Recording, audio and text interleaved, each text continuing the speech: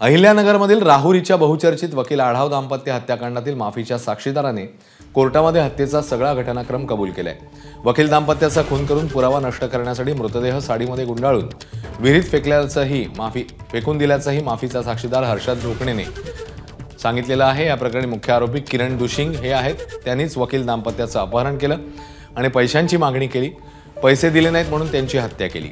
माफीचा साक्षीदार बनलेल्या आरोपीने वकील राजाराम आढाव, पत्नी मनीषा आढाव यांच्या डोक्यात बाटली घालून खून केल्याचंही सांगितलं। संपूर्ण जिल्ह्याचं लक्ष लागलेल्या खटल्यात ज्येष्ठ विधिज्ञ उज्ज्वल निकम सरकारी पक्षाकडून काम पाहत आहेत आणि ते आता माफीच्या साक्षीदाराची उलट तपासणी देखील घेणार आहे।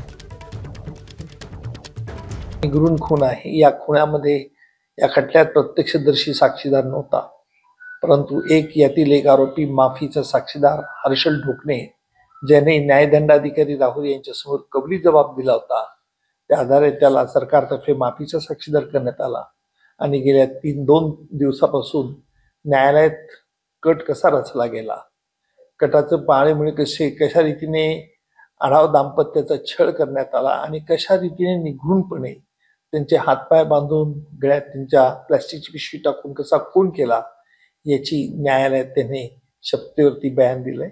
उलट तपासणी सुरू झालेली आहे।